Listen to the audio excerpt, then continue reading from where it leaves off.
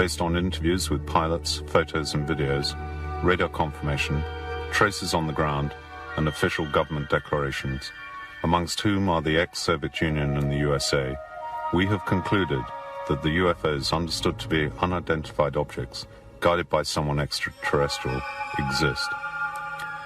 But who are those pilots? There isn't an official reply.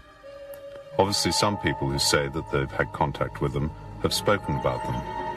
Some of the extraterrestrials would be benevolent, worried about our future. Others would take organic substances from kidnapped terrestrials, a worrying fact. But is the UFO phenomenon new? Not according to numerous experts. The Vedic, Sumerian, Egyptian, Maya, and Aztec texts would talk diffusely about visitors from the stars. And even the circles in the cornfields, revealed in many countries over the last few years, would connect the ancient traditions with messages from faraway civilizations in space. The UFO subject matter is covered by state secrets. What can be hidden behind the curtain of official silence? And why the secret? It is the theme of this last program. We are entering a hypothetical field, certainly, but with many pertinent questions. We base ourselves above all on American materials. What is hidden behind the top secret? Let's start with the official documents. In 1947, General Twining prepared this document for the Pentagon, in which he says that the UFO phenomenon is real, that the objects have the capacity for extraordinary flights, that they're metal, and that they carry out elusive maneuvers, which makes one think of an intelligent guide. Their technology and origins are unknown. This document has been recognized thanks to President Carter in the 1980s. The main question is the USA in possession of a fallen UFO? The answer is yes. On the basis of this document, written in 1947 by Edgar Hoover, then chief of the FBI, you can read, "The FBI must have access to the recovered UFOs." Another question is, has the USA recovered alien bodies?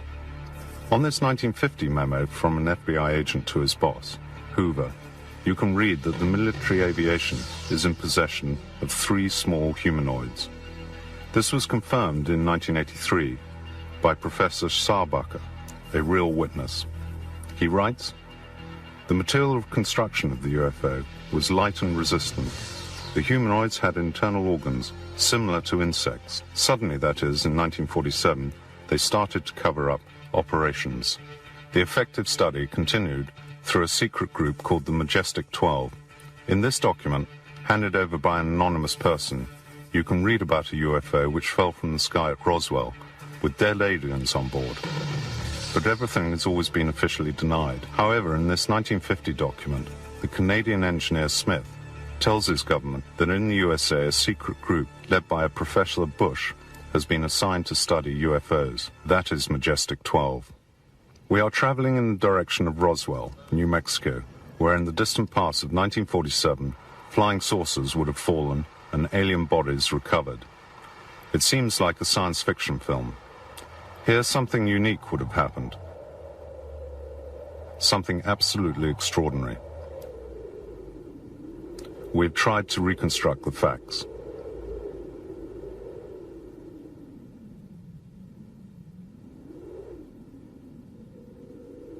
July 1947. The Roswell Daily Record prints the official news that the military aviation personnel have found the remains of a flying saucer. The scoop went all the way around the world. A UFO has fallen from the sky, not far from the Roswell military base. The remains of the UFO, found by the farmer Brazel, have been handed over to the military base. But the next day, General Ramey, in a press conference, declared that those remains were simply those of a sounding balloon. The press published the official denial.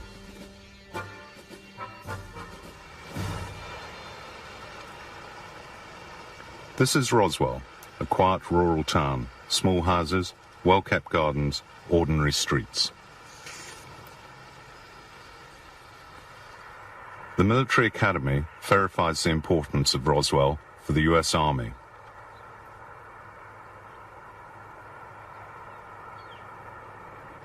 In the 1940s and 50s, Roswell was the base for the atomic bombers who dropped the bombs on Nagasaki and Hiroshima in Japan. What happened near Roswell? Was it a sounding balloon or a UFO? No, it certainly was not a mogul balloon that was picked up in Roswell in 1947. I've been investigating flying saucers since 1958, and I was the original investigator on the Roswell story starting in 1978.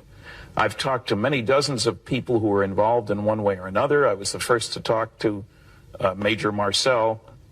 Major Jesse Marcel. At a radio station, a journalist said to Friedman, "The man you ought to talk to is Jesse Marcel." I say, "Who's he?" And I didn't know. He says, "Well, he handled pieces of one of those saucers you're interested in when he was in the military." That got my attention, as you can imagine. And I called Jesse the next day. The reporter showed up. He was listed in the phone book. I talked to him. He told me the story. Jesse Marcel spoke about it bravely. It was a very dangerous subject. The military people in particular were very strongly intimidated by the government. Some of the community people were as well. The sheriff's granddaughter talks about her grandmother telling her that the military told him, "If you ever talk about what you saw, we will kill you and we will kill your family." And the granddaughter's horrified to hear this. "Did you believe them?" And the grandmother quietly said, "I was there. Yes, I believe them." Friedman has found 200 other witnesses besides. This is the center of Roswell. Some veterans of the old military base have created a small museum to record the extraordinary episode of 1947. Walter Haut was then the chief press officer of the base. The only thing wrong with that whole story, in talking with Major Marcel, he made a statement to me on several occasions that the material that I took into General Ramey's office is not what was shown to the press. That was a weather balloon that he had there.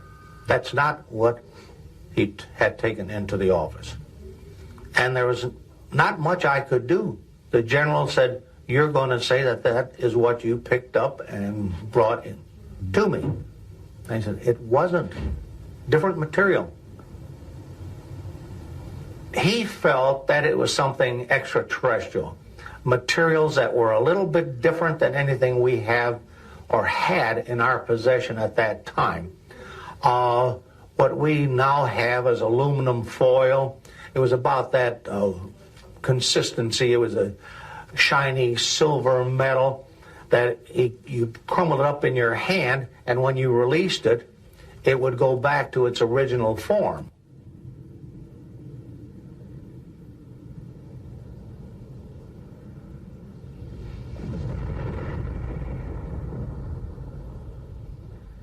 After the farmer, Mark Bazell, gave the UFO remains to the base, Major Jesse Marcel inspected the places.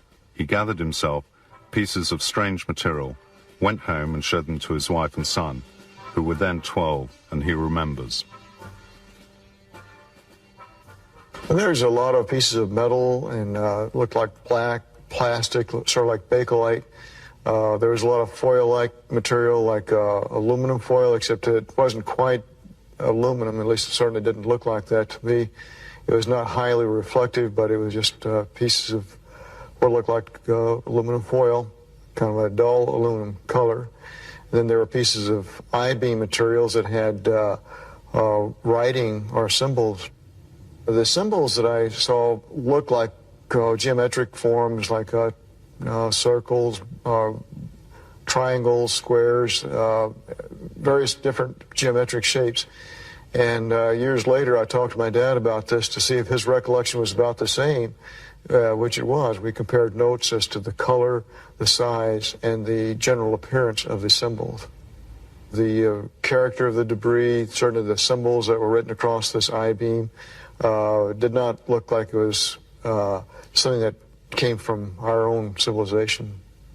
He was always very certain about that. He never had any doubts in his mind where this came from or where it didn't come from. It did not come from planet Earth, but it came from someplace else. We examined this material for about 15 or 20 minutes in our house there in Roswell. I helped him put it back in the box and load it back in the car, and then he flew the material to Fort Worth Air Base at Carswell. And when he came back the next day, or maybe the day later, I'm not sure exactly the timing here, he told us, to my mother and myself, don't talk about this. This is a non-event, didn't happen. Don't even talk about this with your friends, which I did not. The recovered material was taken from Roswell to the military base at Fort Worth and handed over to General Ramey, who declared that it was the remains of a sounding balloon.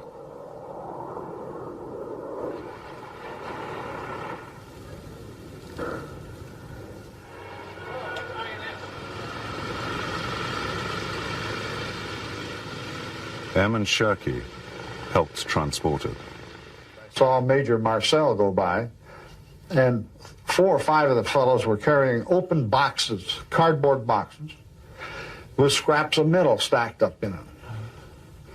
Major Marcel had carrying a box that had the I-beam sticking up in one corner. So I just saw the material. And I knew we sent that aircraft off to Fort Worth. But were extraterrestrial bodies of pilots recovered? Frank Kaufman, of Swiss origin, was then in the Secret Service and stationed at Roswell. He is the only living witness to declare not only to have cleared the area of UFO remains, but also to have recovered 3 of the 5 alien bodies who died in the crash. He won't appear on TV, but he allows us to tell his story. The extraterrestrials are about 1.40 meters tall. They had big eyes, a small nose, and their skin was reddy brown. They seem very human-like. He tells that one of them had eyes looking up to the sky with a sweet and intelligent expression.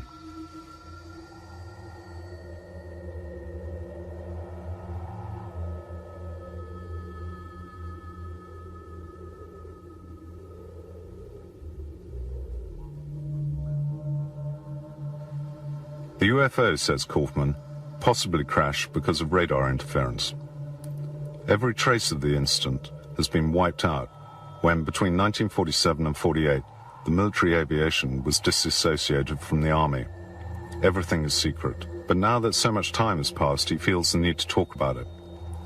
The extraterrestrials had come down, Kaufman tells us, to see what humankind was doing with the atomic bomb. He says that the Earth is still in danger of nuclear collapse. At that time, Glenn Dennis, who was employed as an undertaker, was asked by the base to provide coffins and ice for children. At the base, Dennis saw the remains of the UFO and met a nurse, an acquaintance of his, at the door of the local doctor's surgery.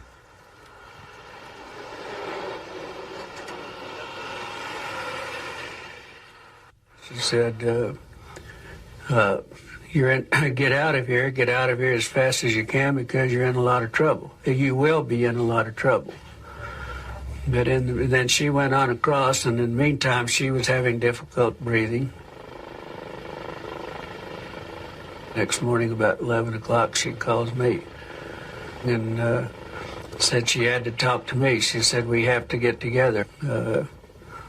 She informed me that and this lady was still crying, and she was still upset, and her face was all scratched, and her hair was messed up and everything. That she said she hadn't slept all night, and she was, she didn't know what was going to happen. She said that in one crash bag there was 2 very mutilated small bodies, and she explained that they had the hands were severed on one. The doctor would take a long forceps and turn it over. They explained that there was 4 fingers, very fragile. They had little pads on each end of the 4 fingers.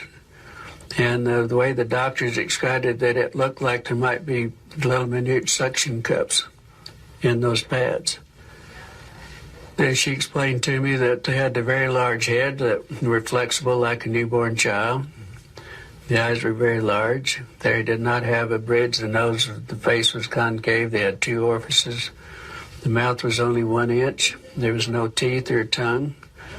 They did not have the ears, as we know. They had 2 ear canals, a double ear canal, not just 1 ear canal. What she did, the night before, she drew me a small diagram on the back of a prescription pad that she always kept in her uniform there. And she did the best she could on the drawing of the head and the little arms and explaining to me what it was. She gave it to me and told me that she wanted me to have it, but that I would never reveal where I got it. I mean, that her name, she did not want to be involved anymore in this and all. And I gave her a sacred oath that I would not reveal her name. And that was the last time I saw her. I called out the next day, and they said that she was transferred out that afternoon. They don't know where. About 6 weeks later, I get a letter from England. About 6 weeks later, my letter came back, and down on the corner it said return to center. Then it had in the red letters deceased, and it was sent back to me.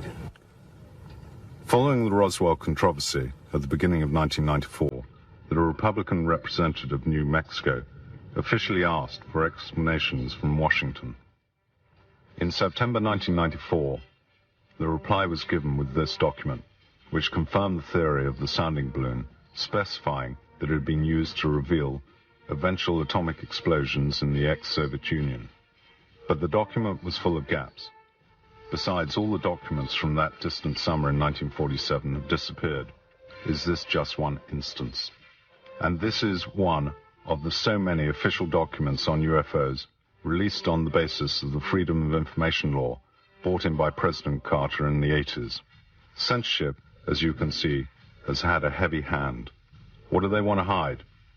It's certain this is biased information, full of gaps, lends itself towards disinformation, speculation. And so the UFO which fell to Earth at Roswell may be one example of many such incidents, most of which have never been officially acknowledged.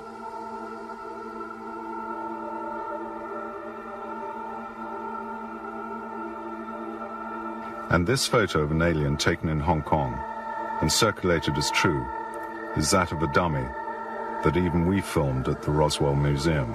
And recently the news of the filming of an autopsy of an alien has gone round the world, taken in 1947 by a military operator. It is the film Santilli, taken from the name of its discoverer. A controversy arose from time to time over this theme, and which has become also very bitter. But is there proof for or against the authenticity of the material? Michael Hessman, a well-known expert, has researched this theme. And so I started a very careful investigation, and today I can say that we discovered a lot of indications that the film very well might be the real thing, but we did not find any indication or any evidence of a fake, of a hoax yet. In the film sequence, you would see even President Truman next to the remains of the UFO and the alien bodies, obviously a state secret. If he has the footage of President Truman, then I believe that would be dangerous for him. And I believe that's what's happened. I believe somebody has said, yes, by all means, go ahead with what you've got. But if you show President Truman on film, you're going to be planted in the desert. But this is just your feeling, or...? It's a little bit more than a feeling, but there's something going down. He was visited by 2 agents at one time, and I believe at that meeting something was said, and then it changed everything. It was President Truman himself who created the secret Majestic 12, on which we've already talked about, who prepared the document in which you can read in detail the facts about Roswell. Another document, still by Majestic 12, explains how to recover and deal with extraterrestrials.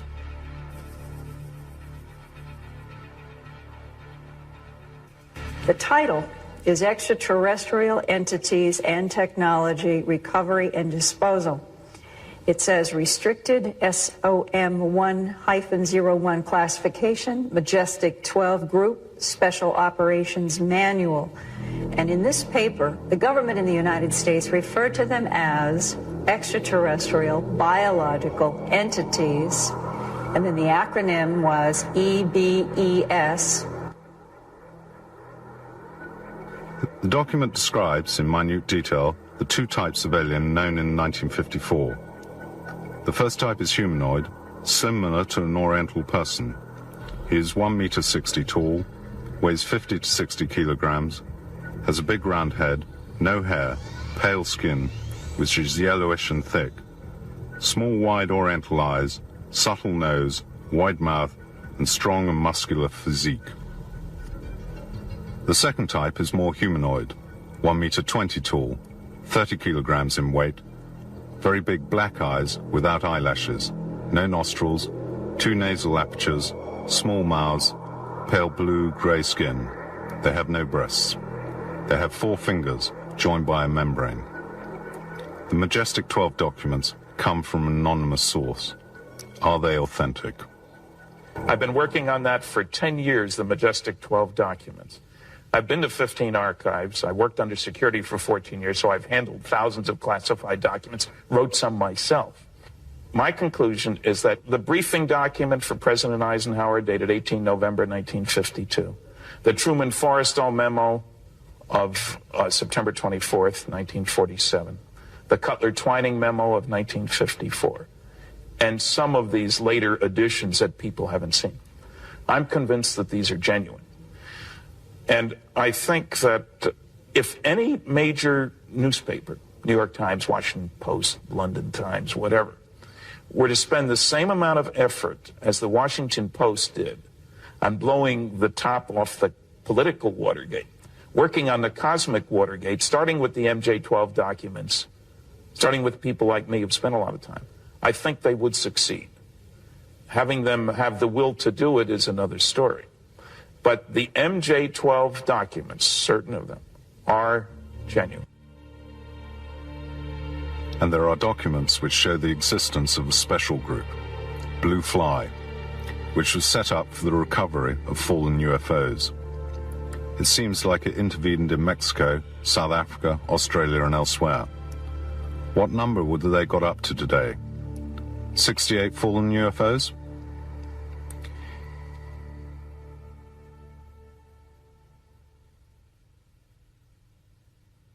What were these squadrons? Was it a danger to NATO?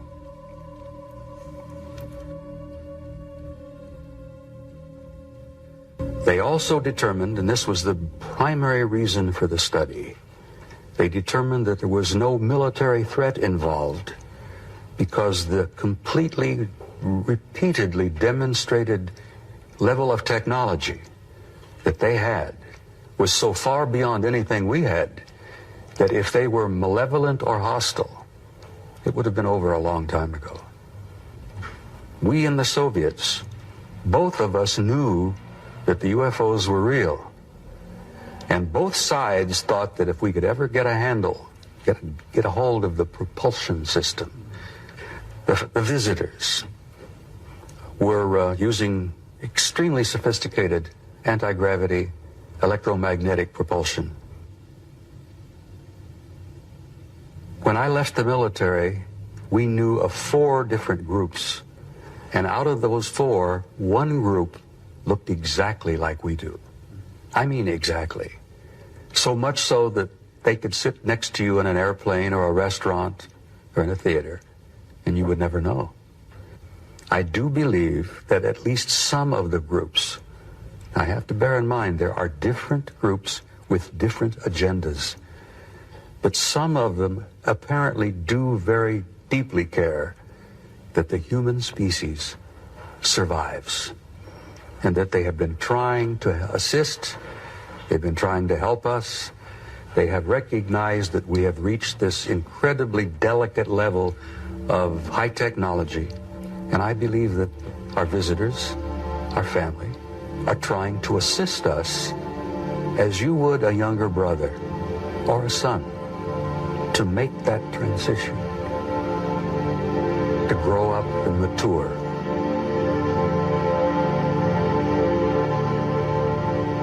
Some level in my government, someone wants me to continue to do what I'm doing, because I continually share what I know with people in a non-frightening and a non-threatening way.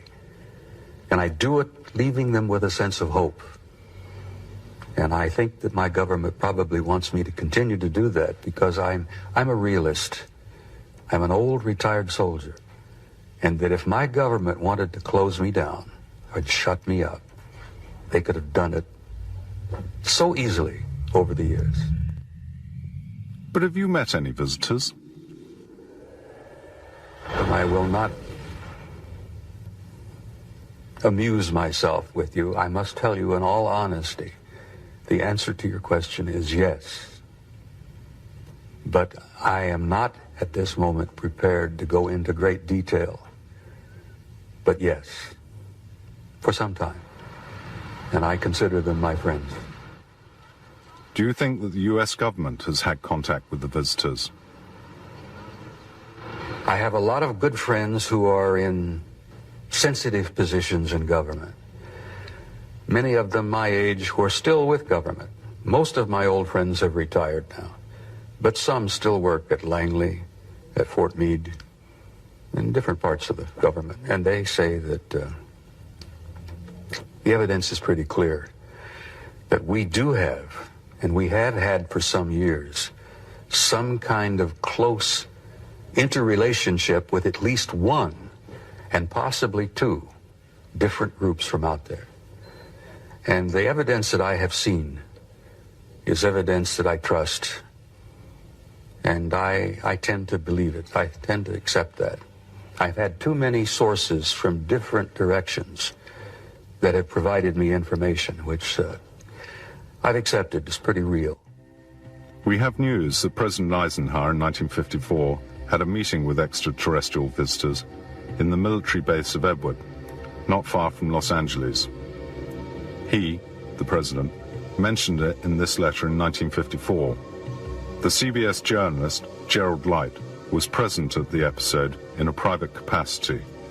He writes, "A group of UFOs came down to the base and showed extraordinary capacity to fly, appearing and disappearing in front of dozens of confused scientists."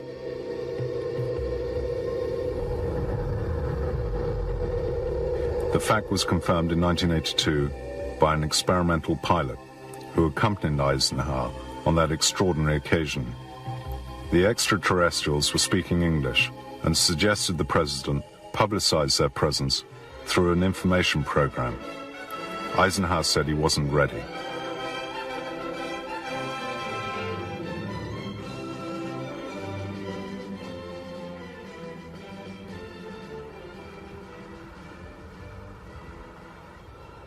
These things are highly improbable without any clear evidence. They took place far from prying eyes, inside military bases, in desolate areas like this.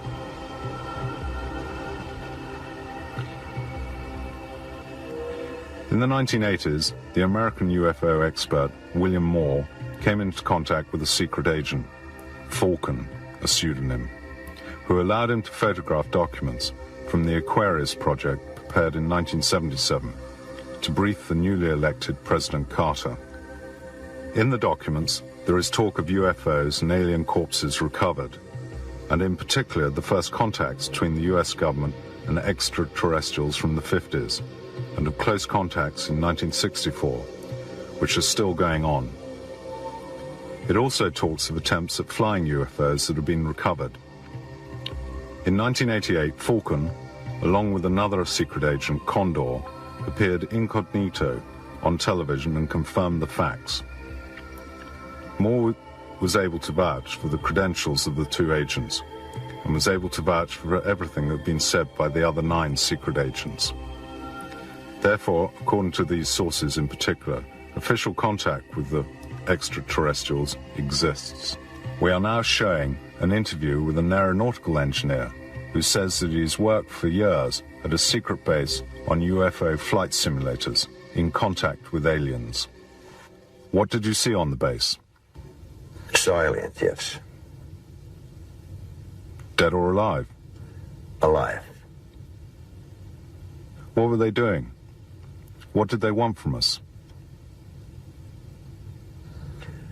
The aliens are there, and it's a transfer of technology, basically.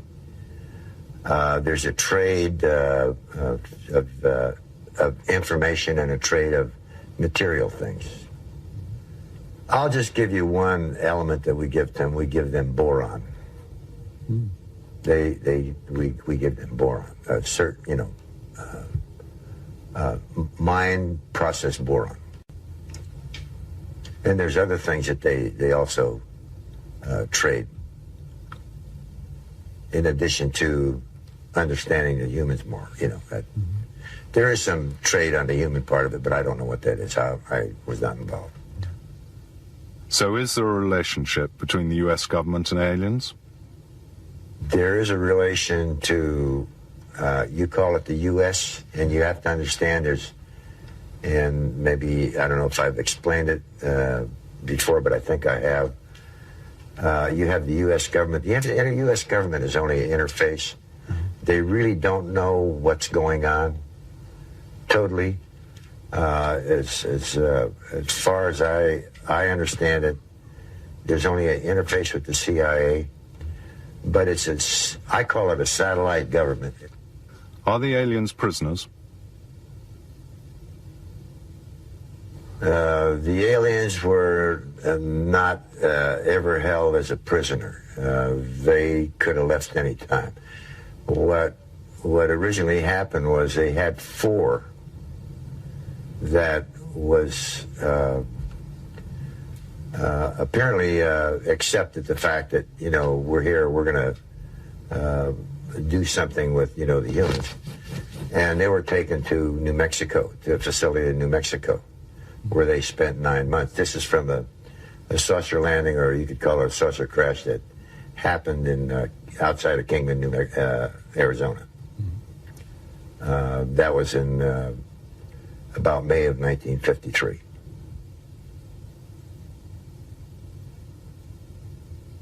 They're in several different places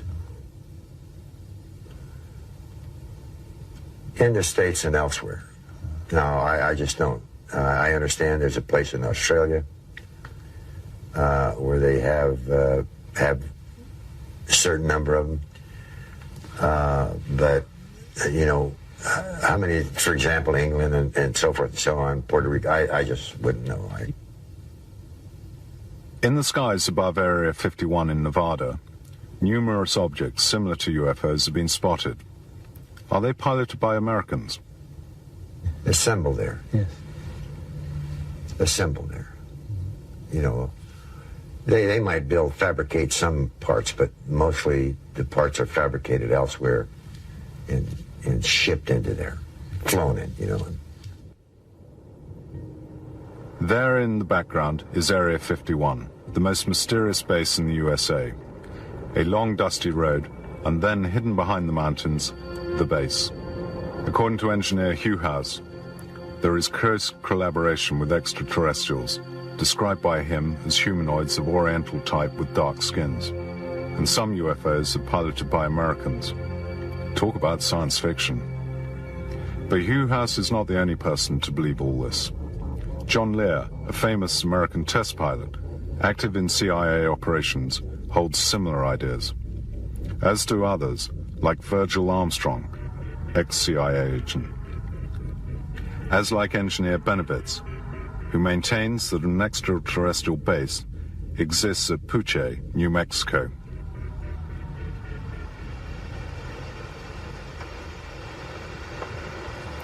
We are approaching the perimeter of the base. Look at the notices. To go beyond them signifies danger. A van is watching us. Sensors everywhere, surveillance cameras and microphones. On the hill, an observation tower. This is the secret base, seen from a Soviet satellite. A very long runway crosses a salt lake which hides an enormous underground construction, invisible even to satellites. And these are the photos taken of that base from the neighboring mountains some years ago. Today it would be impossible to do it.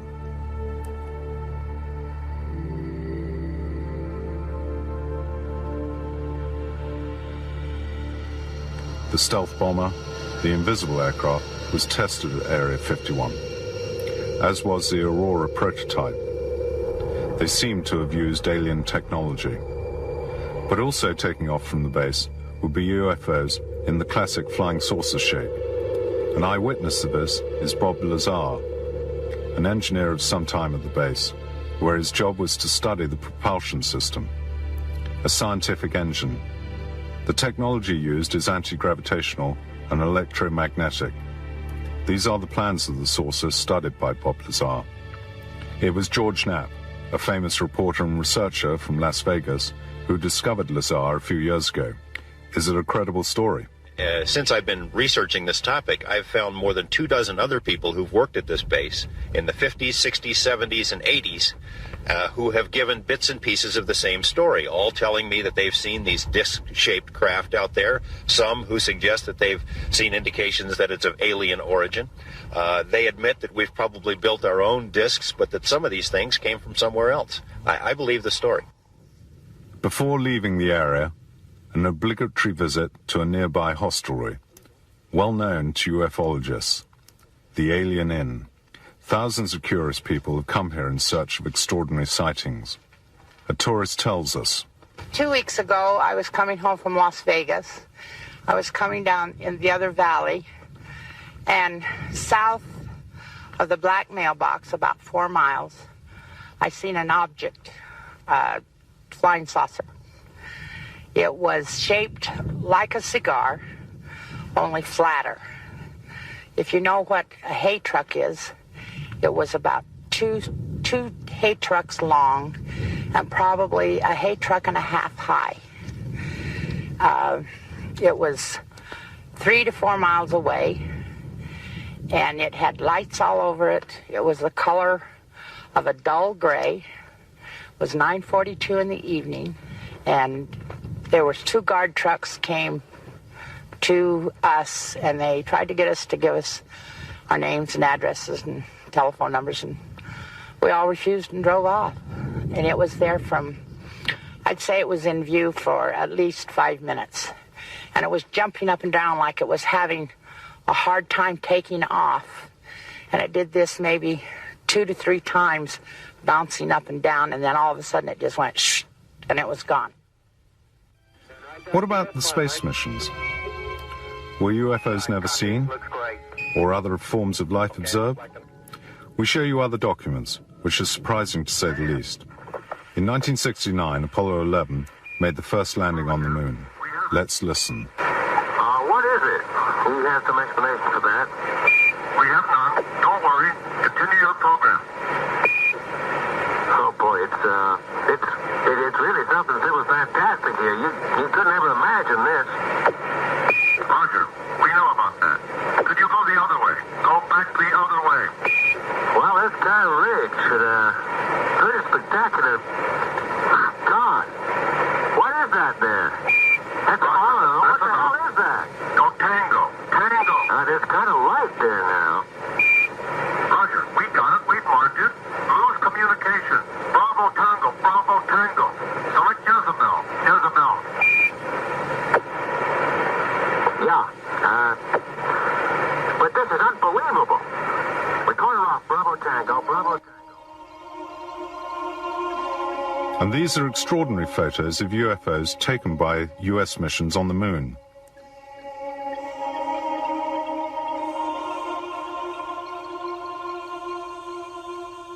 The UFOs seem to be observing. A UFO lit up to the left, high up.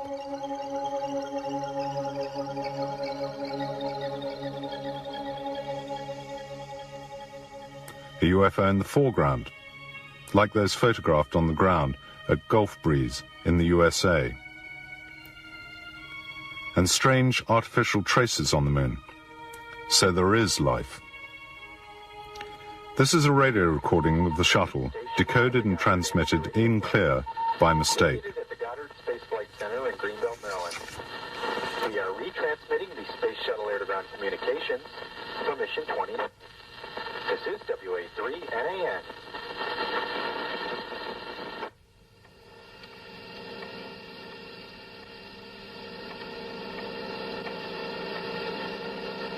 Houston, this is Discovery. We still have the alien spacecraft under observance.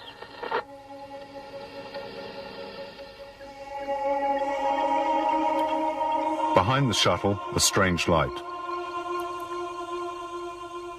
A mysterious object flashes by and leaves the Earth's atmosphere at extraordinary speed. A UFO or secret weapon from Star Wars?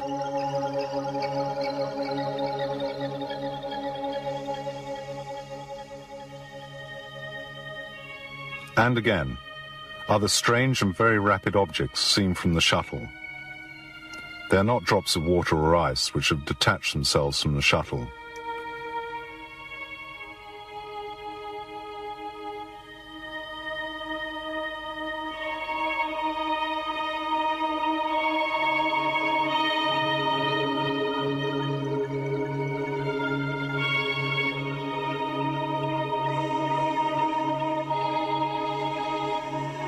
And these strange objects, which seem like microorganisms, are in fact enormous.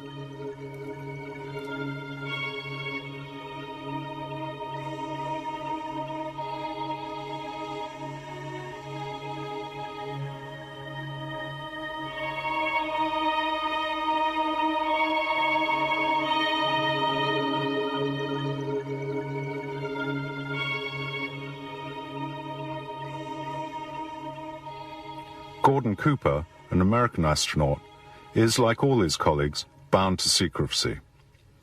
He has, however, declared in writing that he saw a UFO coming down at an American military base. For Cooper, it was certainly of extraterrestrial origin. But the Soviet astronaut, Koavinal, speaks of an observation he made during a space mission. It's an object, perhaps, of organic matter. Talk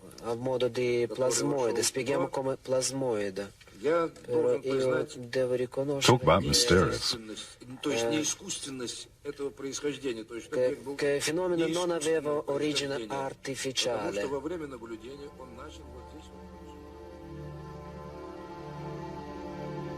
But there's more. Numerous US and Soviet expeditions have explored the red planet, Mars.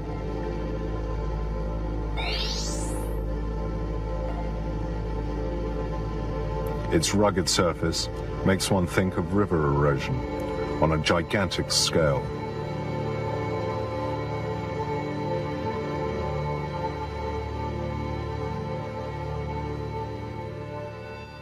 According to the US expert Richard Hoagland, NASA has taken numerous extraordinary photos but has never published them. Photos of enormous face and of 3 pyramids. Is this evidence of the past?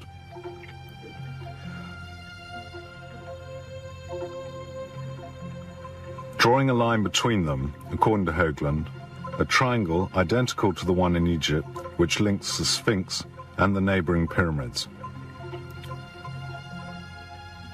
Were they therefore built by the same hand?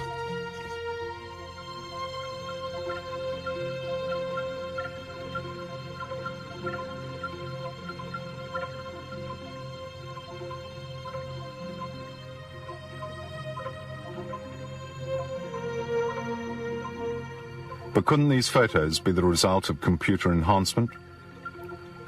No, for many specialists they are genuine. It should be noted that all the subsequent expeditions to Mars ended in disaster.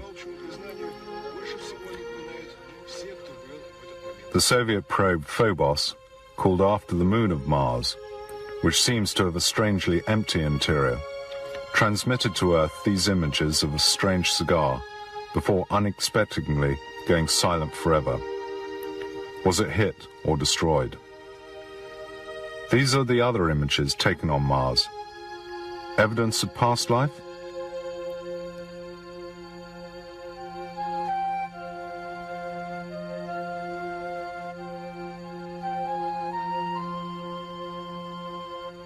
And these lines are so precise.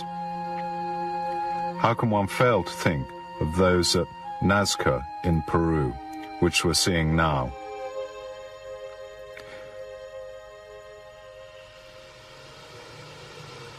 But why the secrecy up until now?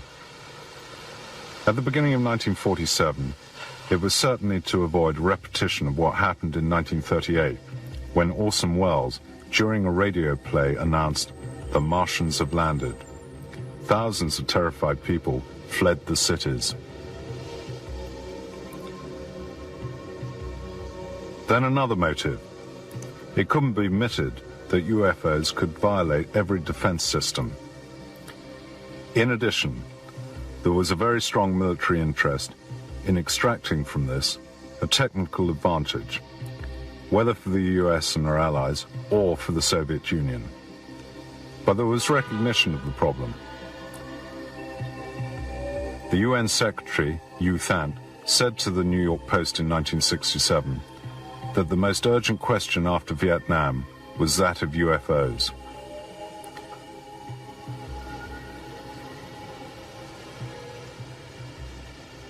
There were UN initiatives.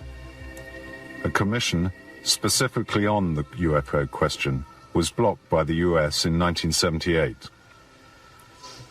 Also, an important initiative to send signals into space and to capture any incoming signals, the SETI project, had a very brief life because of the withdrawal of public funds. The project continued on a private basis, and it seems that something is coming out of it, the Phoenix Project. SETI has also published very important studies on the effect of an encounter with other civilizations. They want to avoid a repetition of what happened to the peoples of South America at the time of the Spanish conquest.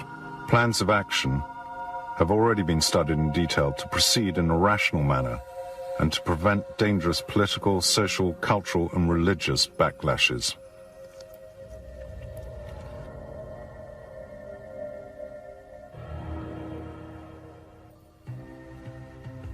American public opinion has several times asked the White House to tell the truth about UFOs. It should be noted that 53% of Americans believe in the extraterrestrial origins of UFOs, and 29% are certain that there have been contacts between extraterrestrials and the government. For some time, the old hands have been taking the initiative.